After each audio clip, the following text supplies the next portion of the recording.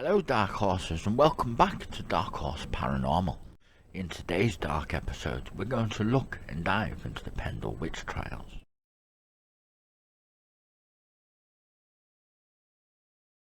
It's 1662 and a woman is standing in a dim, drafty courtroom. The smell of damp wood and smoke clings to the air. This woman in particular must have felt the heavy eyes bore on her from all sides of the room. The magistrates, the clergy, the townsfolk, and some eager for a spectacle, others quietly afraid. This scared, fragile woman is trying to stop her heartbeats that seem too loud, as if it's a drum inside her ribs, but she tries to not let it show. This woman was in the courtroom with being accused of witchcraft. However, in 1612, this accusation was more than a charge. It's a death sentence, wrapped in suspicion of fear. The lady accused, feeling the crushing weight of isolation. It was as if the world she once knew had turned against her. And she was right. Every whispered prayer, every little cough, every sideward glance from the crowd can be taken as proof of her guilt. Yes, there is terror, but also disbelief. Questions began running through her head. How did I become to stand here? Was it envy? Or what if perhaps it's a neighbor's spite? Or has even a misfortune been pinned on me? Never mind the questions, there's only one thing that she knew to be true, and that's she feels stripped bare, powerless against forces larger than herself. Superstition, the church, the hunger of authority to find a scapegoat. And yet, beneath the fear, perhaps a flicker of deficient stares, she knows she's innocent. The injustice burns hot, almost more painful than the fear of rope or fire. If she had dabbed in forbidden charms, even the small ones and shame gnarls at her. It's a feeling of being suspended between worlds, yet still alive, still breathing, already being pulled towards the grave. A silence might cling to her lips as she waits for her voice to be damned, not knowing if her words will save her or simply seal her fate. Her time has come. The hall reeks of sweat, wood smoke, and damp stone.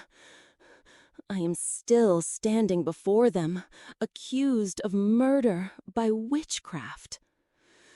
Just that word, I know already, a noose around my neck.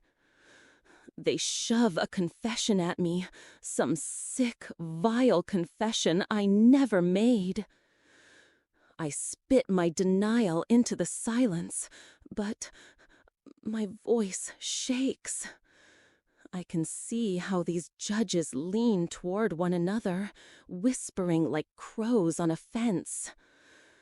Then, God fucking save me!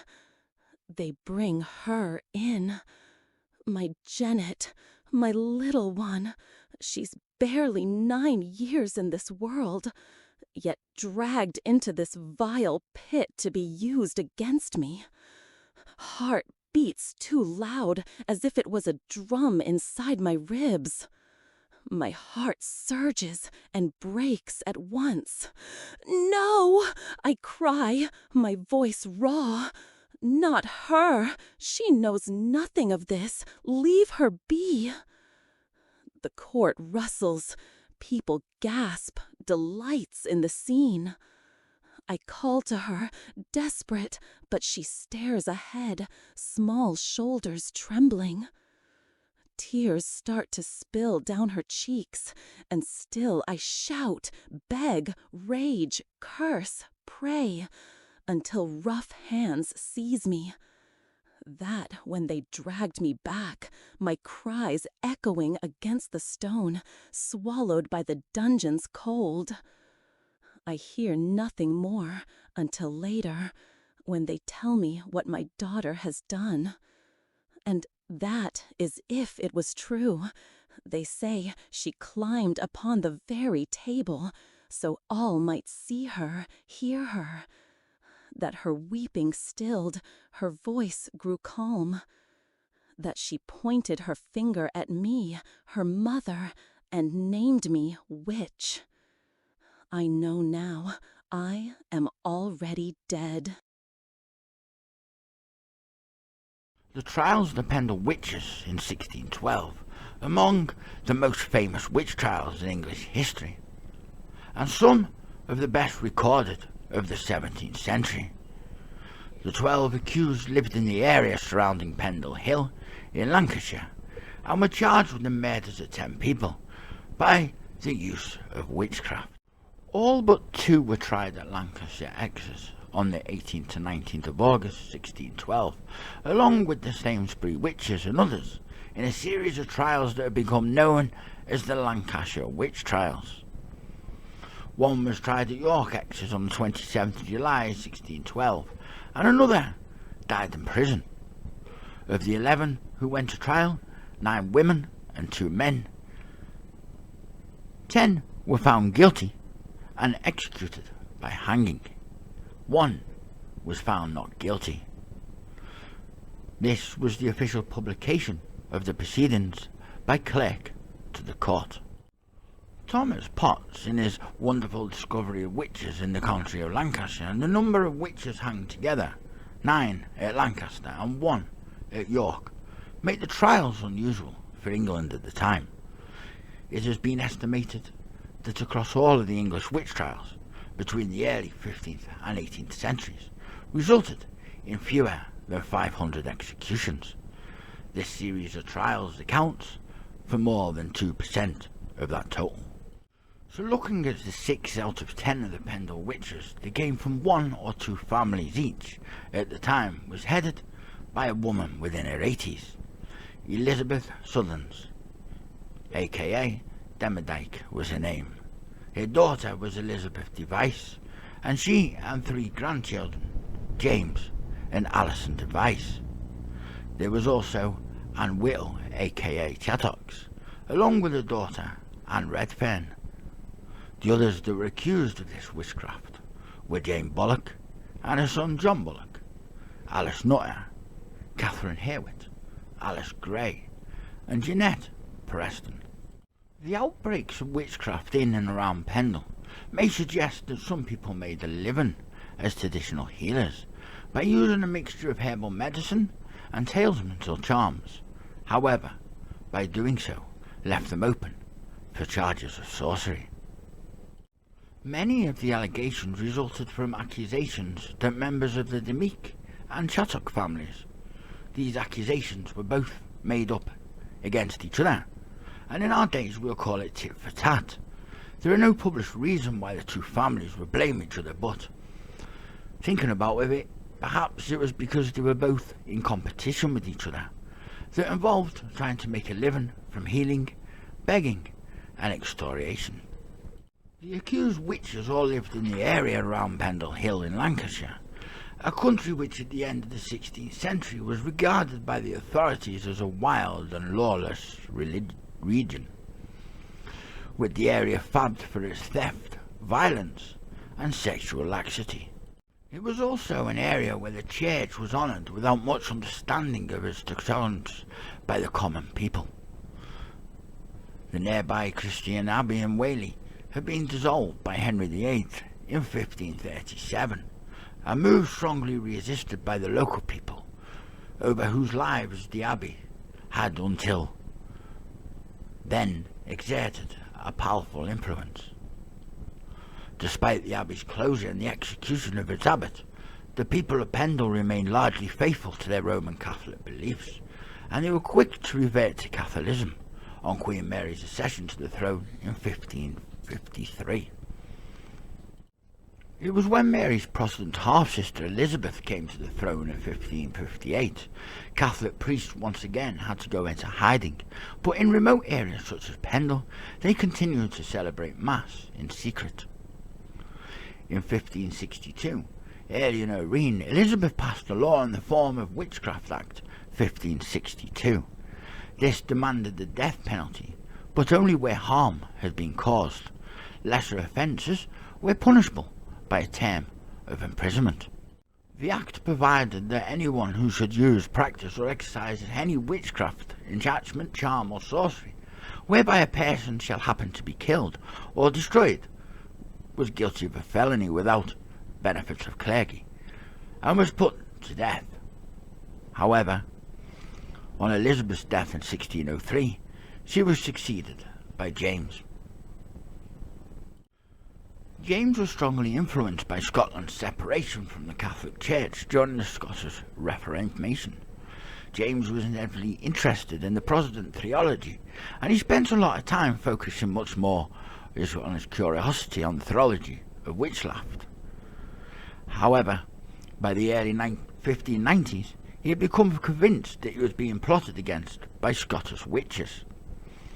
After a visit to Denmark, where James had attended the trial in 1590 of the North Berwick witches, who were convicted of using witchcraft to send a storm against the ship that carried James and his wife Anne back to Scotland. In 1597 he wrote a book, Demonology, instructing his followers that they must denounce and prosecute any supporters or practitioners of witchcraft. It was 1 year after James succeeded to the English throne, a law was granted imposing the death penalty in cases where it was proven that harm had been caused through the use of magic, or corpses had been exhumed for medical purposes. It's worth noting that James remained sceptical of the evidence presented in the witch trials, even to the extent of personally exposing discrepancies in the testimonies presented against some of the accused witnesses. You may notice a change in the background from this point forward. That's because the space we normally use for recording is currently being set up for an exciting new content. Over on our Rumble platform, we're creating our very own pendant table, and we can't wait to share it with you. In the meantime, thank you for sticking with us, and we hope you enjoy what's coming next. In early 1612, the year of the trials, every justice of the peace in Lancashire was ordered to compile a list of those who refused to attend the English church and take communion, which was a criminal offence at the time. Roger Noel of Reed Hall on the edge of Pendle Forest was the JP for Pendle at the time. It was against this background of seeking out religious nonconformists that in March 1612 Newell investigated a complaint made to him by the family of John Law, a pedlar who claimed to have been injured by witchcraft. Many of those who subsequently been implicated as the investigation progressed did indeed consider themselves to be witches, in the sense of being village healers who practiced magic, probably in return for payment, but such men and women were common in the 16th century Royal England, and accepted part of it as life. It was perhaps difficult for the judges charged with hearing the trials, Sir James Eltham and Sir Edward Bromley, to understand King James' attitude towards witchcraft. The king was head of the jurisdiction of Bromley, was hoping for a promotion to a circuit near London. Eltham was nearing the end of his judicial career, but he had recently been accused of a miscarriage of justice at work, which resulted in a woman being sentenced to death by hanging for witchcraft. The judges may have been uncertain whether the best way to gain the king's favour was by encouraging convictions, or by skeptically testing the witnesses to destruction. So let's dive in and have a little look at the events that leading up to the trials. Well, it was because one of the accused, Demodike, had been regarded in the area as a witch for nearly 50 years, and some of the deaths of the witches were accused of actually that had happened many years ago, before Roger Nowell started to take interest in 1612. The event that seems to have triggered Newell's investigation, culminating in the Pendle Witch Trials, occurred on the 21st of March 1612, and it goes something like this. On her way to Talden Forest, Emery's granddaughter, Alison Device, had encountered a gentleman under the name of John Law. John Law was a known peddler from Halifax, and on meeting John Allison, asked him for some pins. So in our day, this was an unusual thing to carry. However, back in John and Allison's time, 17th century metal pins were handmade and relatively expensive, but they were well known and frequently needed for magical purposes, such as healing, particularly for treating wards, and for love magic, which may be why Allison was so keen to get hold of them, and this could have been the reason John Law was so reluctant to sell them to her then that day. Whether she meant to buy them for the reason that she claimed, John Law still refused to undo his backpack for such a very small transaction. Or was it the case that Allison had no money and was begging for them, as Law's son Abraham claimed? According to whatever the reason is still unclear. According to the 1613 tract, Potts' Discovery of Witches, the devil appeared in the likeness of a black or brown dog with fiery eyes, which Jeanette Device later claimed was a spirit familiar of her grandmother named Ball, which spoke twice in English, offering to lame him. It was, however, a few minutes after the encounter with Alison Device, she said that she saw John Law stumble and fall, apparently lame. Perhaps he had suffered a stroke. John Law, however, managed to regain to his feet and reach a nearby inn. Initially, John Law made no accusations against Alison at the time, but she appears to have been convicted of her own powers. When Abraham Law took Alison to visit his father a few days after the incident, Alison reportedly confessed and asked for forgiveness. Alison Device, her mother Elizabeth and her brother James were summoned to appear before Newell on the 30th of March 1612. Alison confessed that she had sold the soul to the devil and that she had told him to lame John Law after he called her a thief. Her brother James stated that his sister had also confessed to bewitching a local child. Elizabeth was more resistant, admitting only that her mother, Demick, had a mark on her body, something that many, including Newell, would have regarded as having left by the devil after he had sucked her blood. When questioned about Anne Whittle Chattox, the lady of the other family, reluctantly involved in witchcraft in and around Pendle, Alison perhaps saw an opportunity for revenge. It's speculated that there had been many bad blood between the two families, possibly dating from 1601, and this came about when a member of the Chattox family broke into Macklin Tower, the home of the Devices, and stole goods worth about £1. From back in 2023, that was equivalent to £215. It's noted that Alison accused Chattox of murdering 4 men by witchcraft, and going on to accuse her of killing her father John Device, who had died in 1601. Alison claimed that her father had been so frightened of old Chattox that he had agreed to give her £8, 3.6 kg, of oatmeal each year in return for her promise not to hurt his family. The meal was indeed handed over annually, until the year before John's death. On his deathbed, John claimed his sickness had been caused by Chattox, because they had not paid for the continued protection. So it was then on the 2nd of April 1612, Demick, Chattox and Chattox's daughter Anne Redfern were all summoned to appear before Newell. Both Demick and Chattox were then blind by their 80s, and both parties provided Newell with damaging confessions. The meat claimed she had given her soul to the devil 20 years previously, and Chattox that she had given her soul to a thing like a Christian man, on his promise that she would not lack anything, and would get the revenge she desired. Although Anne Redfern made no confession, it was the mate that said that she'd seen her making clay figures.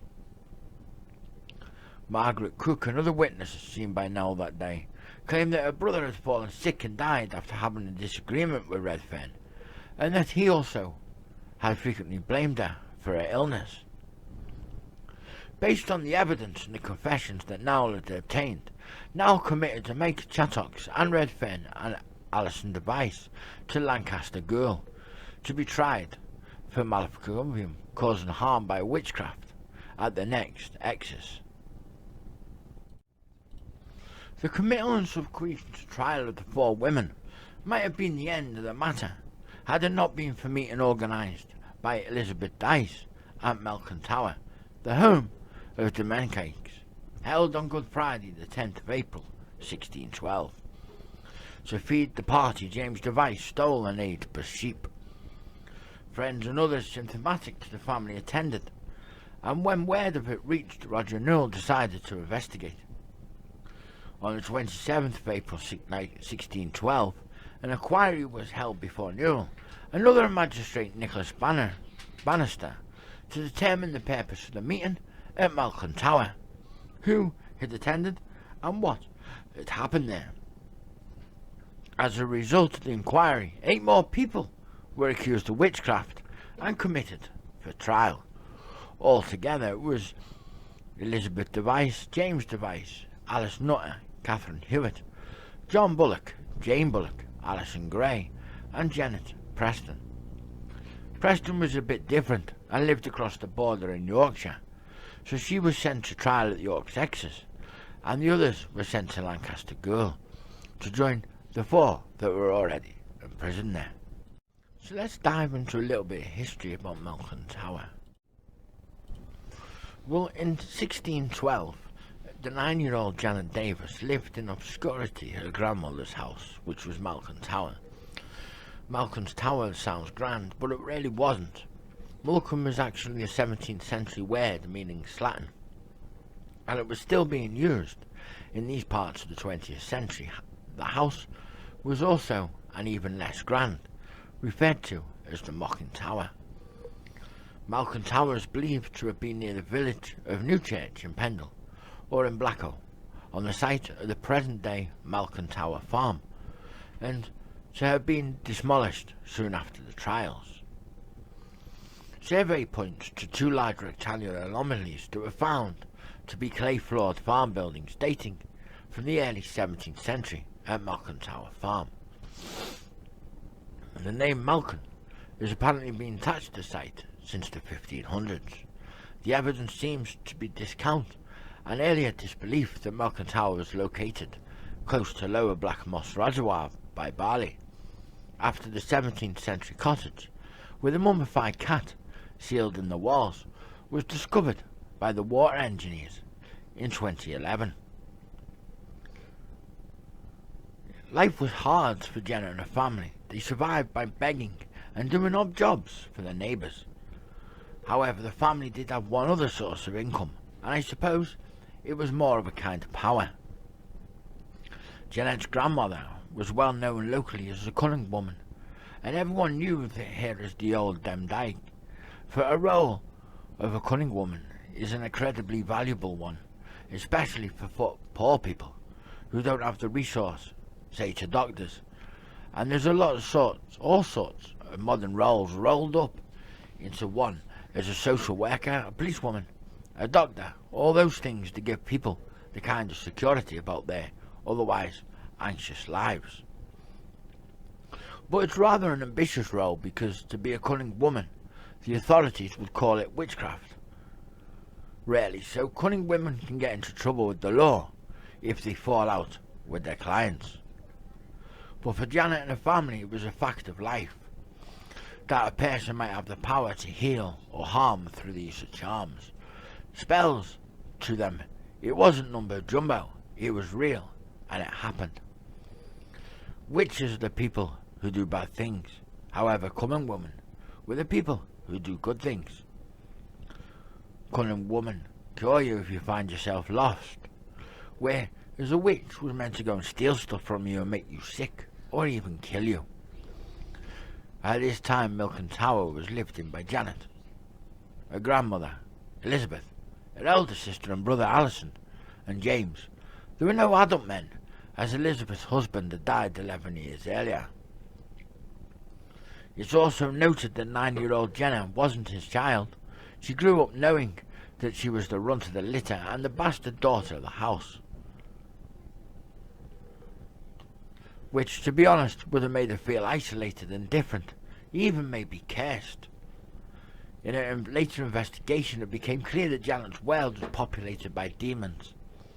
Janet's grandmother was not only a cunning woman in the neighbourhood, there was also old Chatrix, the head of a nearby household, that happened to be a rival for her business, and the Devices believed her to be a witch. So what is it we know about the trials? Well, the Pendle Witch Trials were tried in a group that also included the Salisbury Witches, Jane Southworth, Janet Braley, and Elaine Braley. The charges against them, which included child murder and cannibalism. Margaret Pearson, the so-called Pendle Witch, who was facing a third trial for witchcraft, this time for killing a horse, and Isabel Robury from Windle, accused of using witchcraft to cause sickness. Some of the accused Pendle Witches, such as Alison Device, seem to have genuinely believed in their guilt, but others protested their innocence to the end. Janet Preston was the first to be tried at York Axes.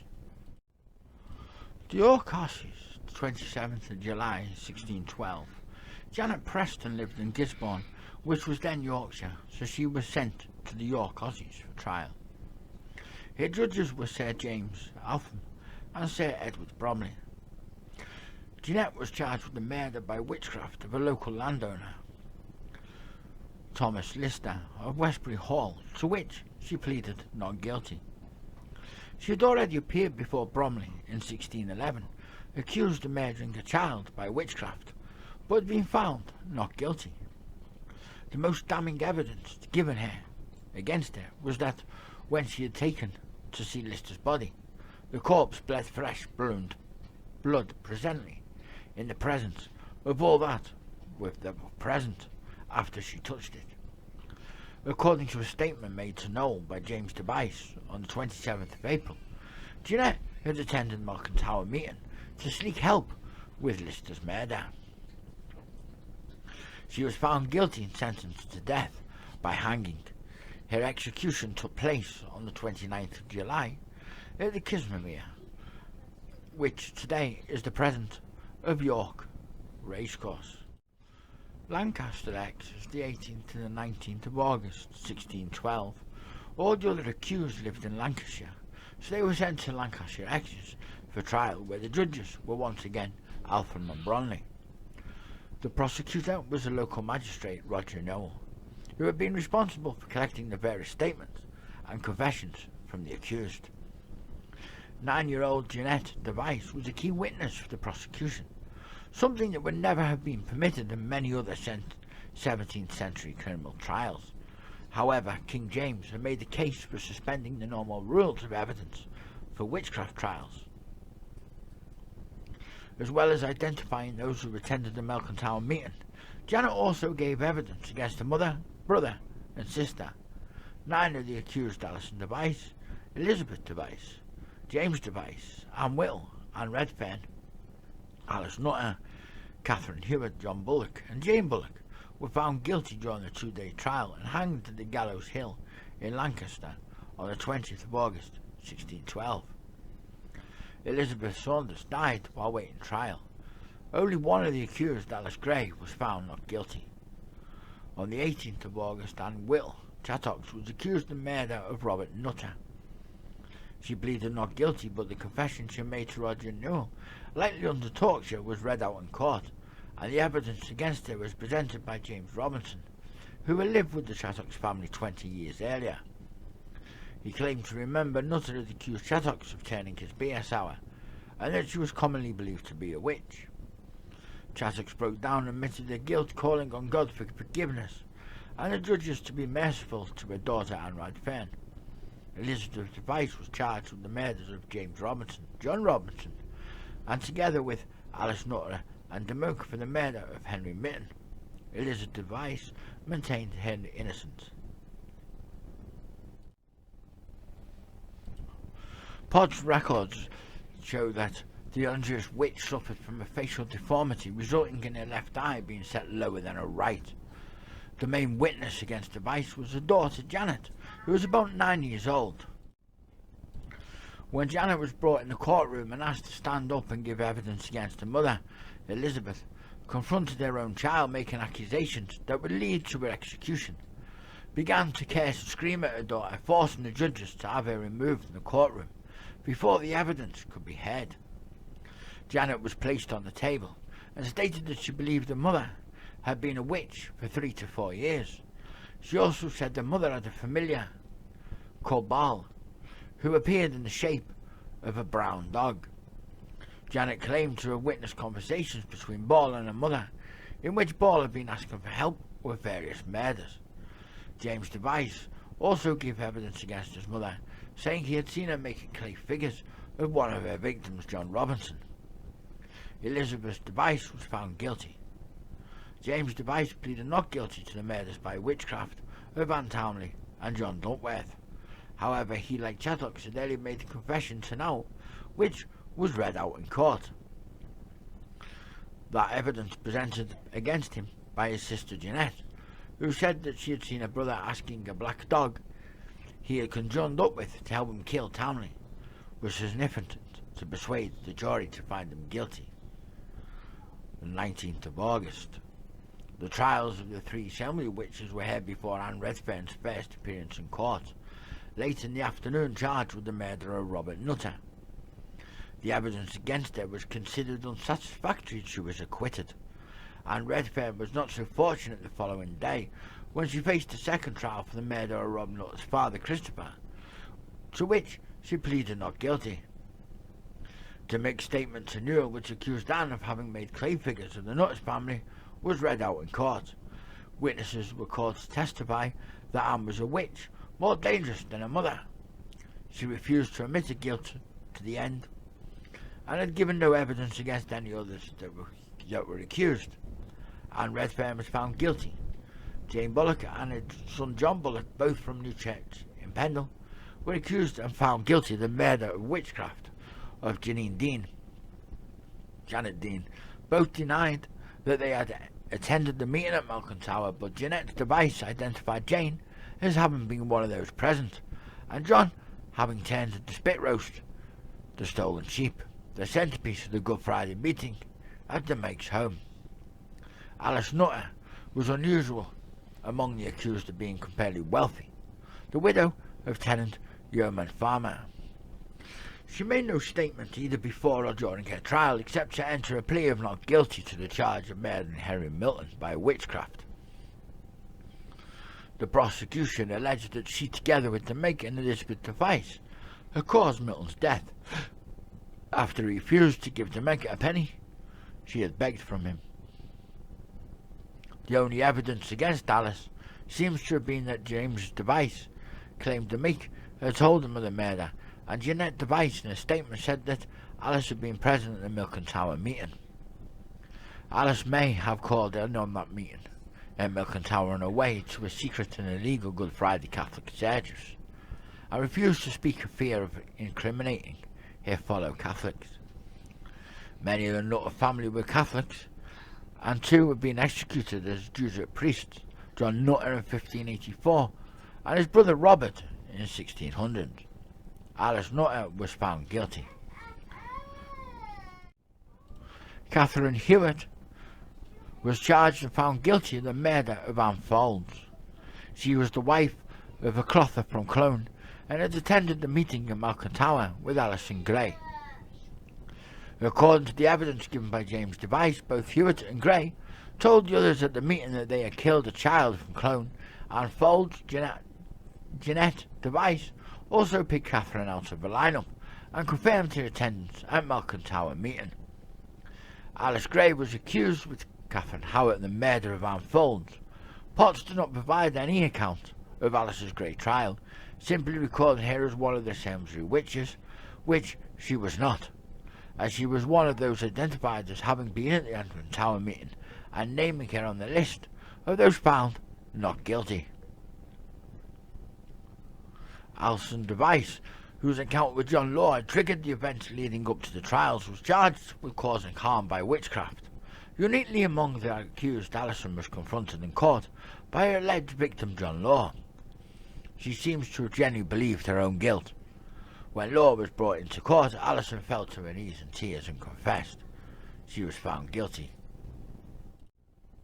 So taking a look at the aftermath and the legacy, well, Athram continued his judicial career until his death in 1617, and Bromley achieved his desired promotion to the Midland Circuit in 1616.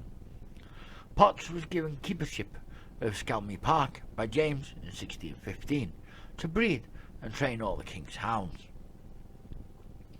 In 1618 he was given the responsibility for collecting the fortunes on the laws concerning subjects for the 21 years. Having played the part in the deaths of her mother, brother and sister, Janet Device may eventually have found herself accused of witchcraft. A woman with that name was listed in a group of 20 tried at Lancaster Exes on the 24th of March 1634, although it could not be certain that it was the same Jeanette Device. The charge against her was the murder of Isabel Nutter and William Nutter's wife. In that series of trials, the chief prosecution witness was a 10-year-old boy, Edmund Robinson. All but one of the accused were found guilty, but the judges refused to pass death sentences, deciding instead to refer the case to King Charles, under cross-examination in London. Robinson admitted that he had fabricated his evidence, but even though 4 of the accused were eventually pardoned, they all remained incarcerated in Lancaster Gaol, where it is likely that they died. An official record dated the 22nd of August 1636 lists Janet Device as one of those still held in the prison. These later Lancashire witch trials were the subject of the contemporary play written by Thomas Hayward and Richard Brom, the late Lancashire Witches. In modern times, the witches have become an inspiration for Pendle's tourism and heritage industries, with local shops selling a variety of witch gifts. Burnley's Morehouse produce a beer called Pendle Witches Brew, and there is a Pendle Witch trail running from Pendle Heritage Centre to the Lancaster Castle, where the accused witches were held before the trial. The X43 bus route, run by Bromley Bus Company, has been branded the Witch Way, with some of the vehicles operating on it named after the witches within the trial. Pendle Hill, which dominates the landscape of the area, continues to be associated with witchcraft and hosts a hilltop gathering every Halloween.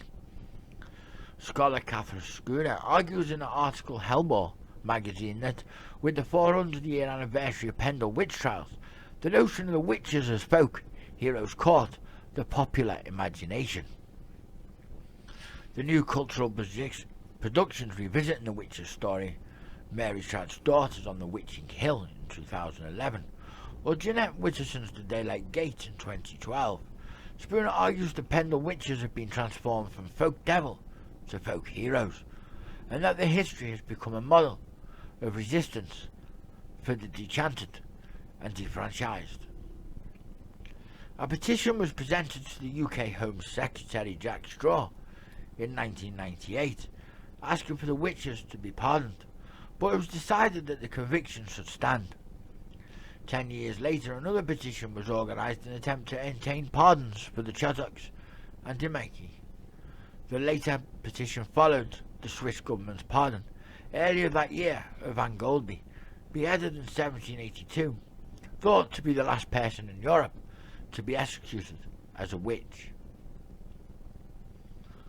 The 2012 anniversary Events marked the 400th anniversary of the trials in 2012 that included an expedition, a wonderful discovery, Lancashire Witches, a Grother Hall staged by Lancashire City Council, The Fate of Chattox, a piece by David Lloyd for clarinet and piano, taking its theme from the events leading up to the dismiss, was performed by the Aquarium at Charlton Hall Arts Festival. A life-size statue of Alison Nutter by sculptor David Palmer was revealed in her home village, Roughly. In August, the world record of the largest group dressed as witches was set by 482 people who walked up Pendle Hill, on which to the date 1612 has been installed in 40-foot tall numbers by artists Philip Handford using horticultural fleece. The Bishop of Burnley and the Reverend John Goodhart has objected to the appearance of the numerals, as which he saw the light-hearted celebration of injustice and opposition. Publications of 2012 inspired by the trials include two novels, The Daylight Gate and The Mankin Child, published a volume of poetry, A Discovery of Witches.